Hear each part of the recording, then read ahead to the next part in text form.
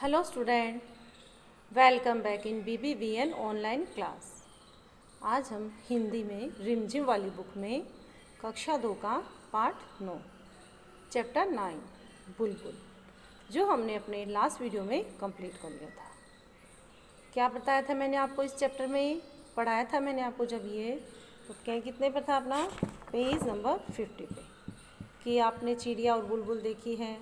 तो बुलबुल की पहचान हम कैसे कर सकते हैं कि उसके पूंछ के नीचे वाली जगह लाल हो तो समझो वह चिड़िया बुलबुल है। मैंने आपको कहा था बहुत ध्यान से चैप्टर को पढ़ेंगे, उसके बीच में से आपको प्रश्न पूछ सकते हैं।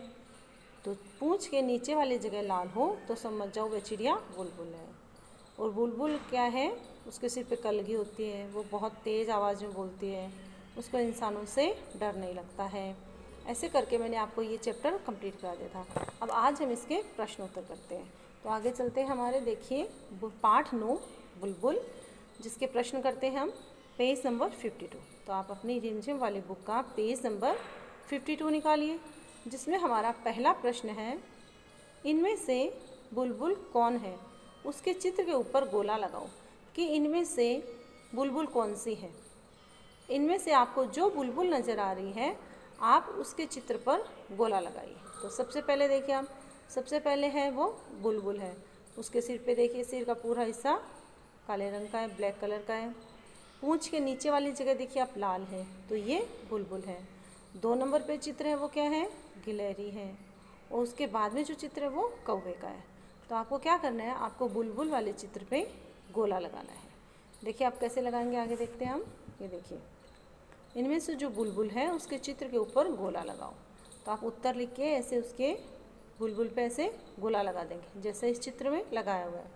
फिर प्रश्न 2 देखिए हमारा, तुमने बुलबुल को कैसे पहचाना? अब ये आपको अपनी रिमझिम वाली बुक में ही करना है। अब आपके दिया हुआ नीचे कि तुमने बुलबुल को कैसे पहचाना, तो आप क्या लिखेंगे?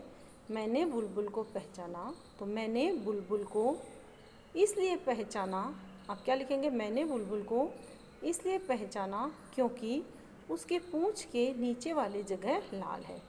अब देखिए, जब चैप्टर समझाया था तो स्टार्टिंग में आया है कि चिड़िया और बुलबुल में आपको कैसे अंतर समझ में आएगा। आप कैसे समझेंगे कि ये बुलबुल है? तो पूंछ के नीचे वाली जगह लाल हो तो इसका मतलब वो बुलबुल है।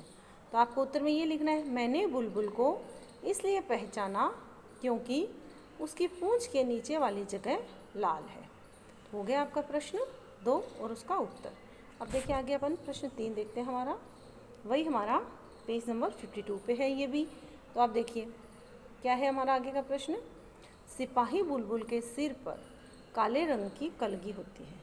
कि जो सिपाही बुलबुल होती है उसके सिर के ऊपर काले रंग की कलगी होती है। चित्र में देखिए बुलबुल दिखाई दे रही है। ऐसे कुछ और पक्षियों के नाम सोचो जिनके सिर पर कलगी होती है। तो आपको ऐसे कुछ और पक्षियों के नाम सोचने हैं जिनके सिर पर कलगी होती है। बताओ उनकी कलगी का रंग क्या होता है। तो आपको ये बताना है कि उनकी कलगी का रंग कैसा है। तो देखिए आप उत्तर में क्या लिखेंगे? पक्षी, एक साइड तो पक्षी, दूसरी साइड कलगी का रंग, जो आपकी रिमझिम वाली बुक में पेज नंबर 52 पे दिया हुआ है। तो सबसे पहले आप क्या लिखेंगे? देखिए अब चित्र दिखाई दे रहा है आपको यहाँ पे। आप लिखेंगे एक तरफ तो मोर लिख देंगे, इसमें आपकी रिमझिम वाली बुक में मोर का चित्र दिखाया हुआ है। तो एक साइड पक्षी लिख देंगे मोर, और कलगी का रंग में लिख देंगे गहरा नीला रंग। मोर की कलगी का रंग कैसा होता है? गहरा नीला। तो आप इसमें लिख देंगे पहला पक्षी मोर और गहरा नीला रंग। फिर दूसरा है मुर्गा।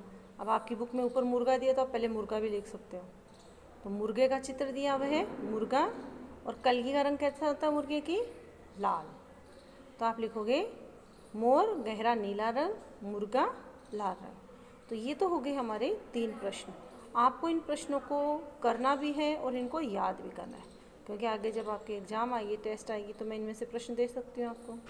तो आप ये प्रश्न सुंदर सुंदर राइटिंग में रिमझिम वाली बुक में लिखेंगे और इनको याद भी करेंगे। Thank you student.